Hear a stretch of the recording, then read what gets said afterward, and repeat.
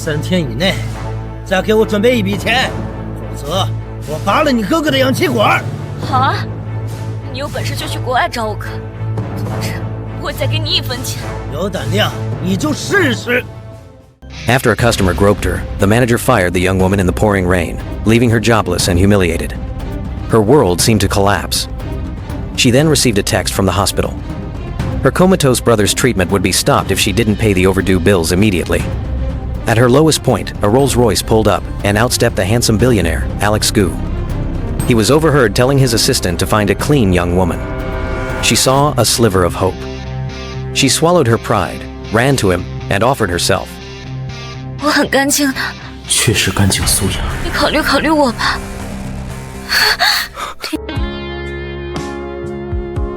带她上去。Intrigued, he took her back to his hotel room. As she stood there in his bathrobe, he tested her coldly and told her to leave. Another urgent message from the hospital made up her mind. For her brother, she would sacrifice anything. She walked back to the billionaire and sealed the deal with a desperate kiss.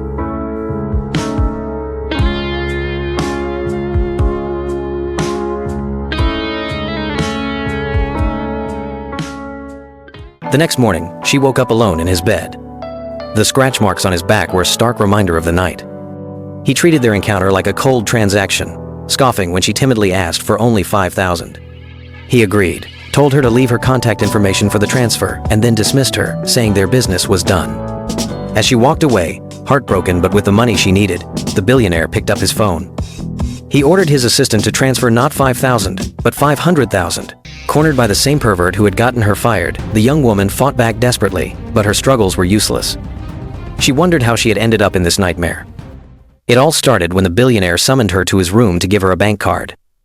When he told her to sit, she realized there was no chair. Confused, she watched as he patted his lap. As she moved closer, he touched her face and realized she had a fever. He immediately called a private doctor who said something shocking. 你太瘦了，要是以后和顾先生生小孩的话，得把身体养好了。我没打算要小孩，我的意思是，我们不是那种关系。是吗？顾先生还是第一次让我们给女孩看病，有些撕裂伤，这些药你每天擦。Thinking they were a couple, the doctor told her to take care of her health if she planned to have his children. The woman immediately denied it and confessed a painful secret.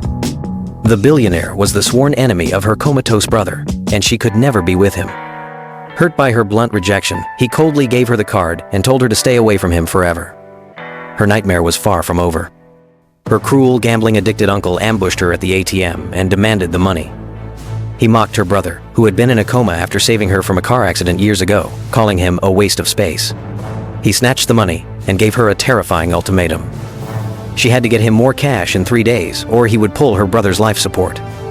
Desperate, she took a part-time job as a pianist at a high-end club. In a cruel twist, the club's special guest was the man who had tormented her.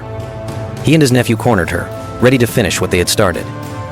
Just as they grabbed her, the billionaire, Alex Gu, arrived to meet the same guest. The predator laughed, certain the powerful CEO wouldn't care about a lowly pianist. Seeing her chance, she broke free and ran for her life, straight into the arms of the one man she was trying to escape. 顾先生，救救我吧！我真的不想跟他们走。赶紧的，别耽误时间，不听话，以后有你管。As she scrambled to his side, he declared, "This person is mine." Ras. With that, he grabbed the predator and slammed his head into the wall with brutal force. He threw him to the ground, beat him, and demanded to know which hand had touched her. Before the man could answer, the billionaire crushed his hand under his boot, leaving him screaming in agony. Alex Gu warned him coldly that she was his and then took her away, leaving the terrified thugs behind. Back in his room, he pinned her against the sofa and accused her of returning the $500,000 he had given her and of taking money from her attacker instead. She tearfully explained she was only working there because of him and he had no right to question her. He noticed a wound on her hand and gently tended to it.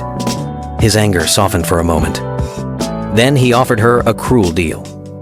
She could earn the $500,000 if she would be with him again. When she refused, saying once was enough, he grabbed her and reminded her that she had come to him first. Pulling her into a forceful kiss, he demanded, "I asked you what you wanted, and I want you." He forced himself on her, saying he didn't like anyone owing him a debt and demanding she pay him right then. Just as he moved in, the doorbell rang and saved her. He tossed her a bandage for a cut on her hand and left. In the car, he offered her a ride, but she said she had dropped out of school. When he asked why, she explained she desperately needed to make money. He asked why someone her age would need so much. 对，我有很多要花钱的地方。顾先生难道还要问自己的床伴钱都花在哪里了吗？ He offered her a credit card, but she refused and told him not to look for her for this kind of transaction again. What she didn't know was that the moment she left, he called his assistant and ordered him to find her a job. The next day, she started a new job at a high-end winery. Her childhood friend, Ethan Yu, turned out to be a client there. They hadn't seen each other in years, and he was now a wealthy CEO. He was surprised to see her working and asked why she wasn't in school. She lied, saying it was just a summer job, but he knew the truth. He had heard her uncle was drowning in debt. Just as he was comforting her, the man she had spent the night with, Miss Gu, walked in and saw them looking close. His face turned to ice. Ethan greeted him politely, but Miss Gu ignored him and stared at the woman, coldly asking why the CEO was flirting with a common wine girl. She explained that Ethan was just a childhood friend. Terrified, she excused herself and said she had work to do.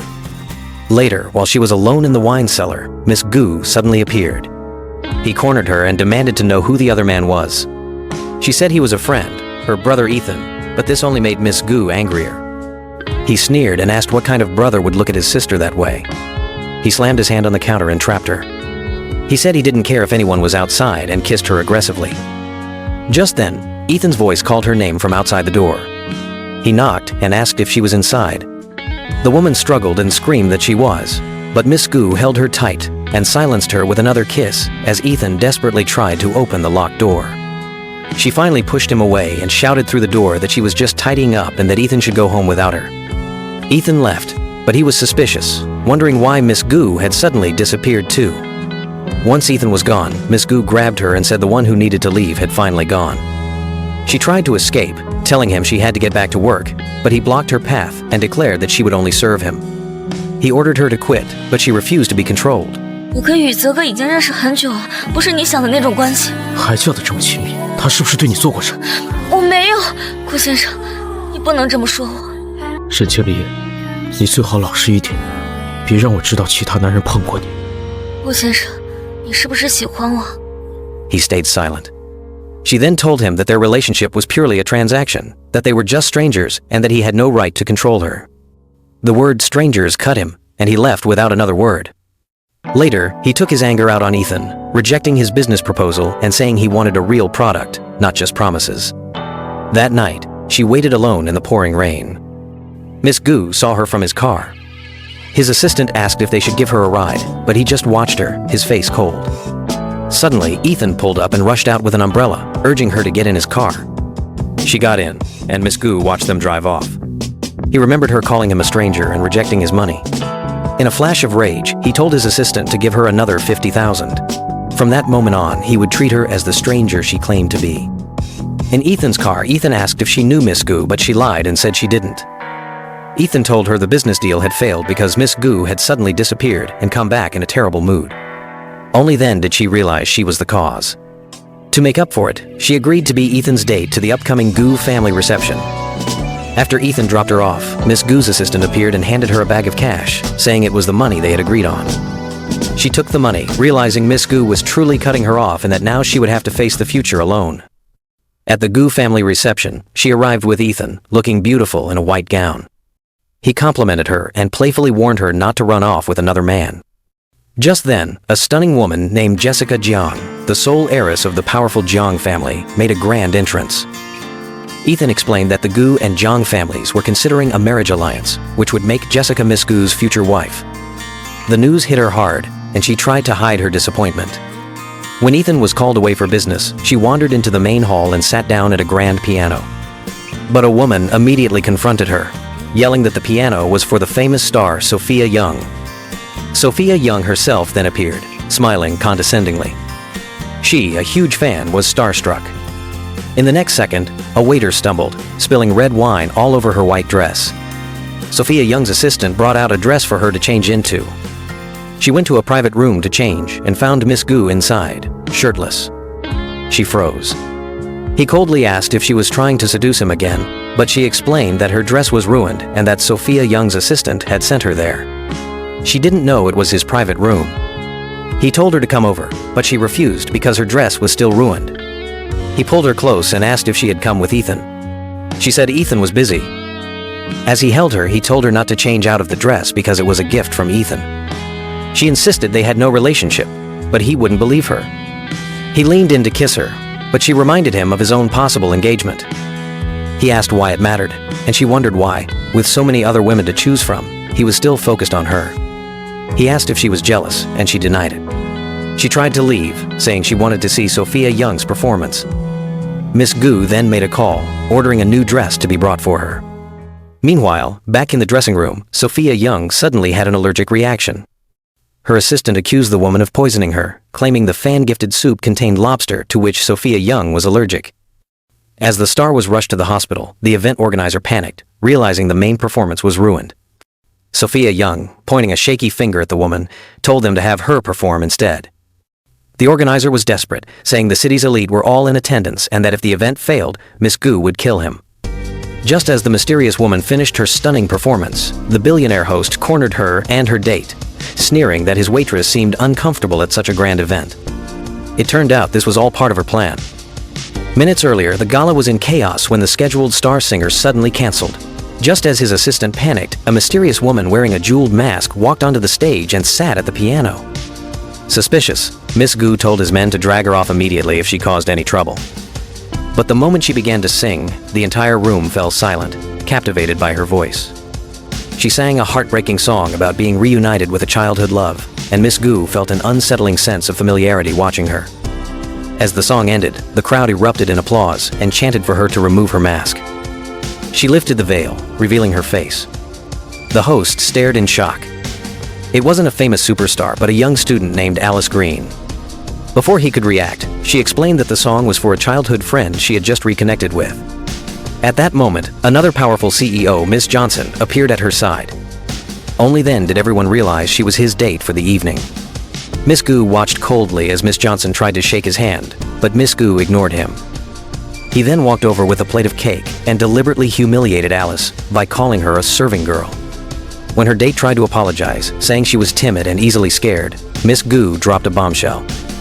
He looked her in the eyes and declared that of all the women he knew, Alice Green was the bravest, hinting at a deep secret past between them that left everyone stunned.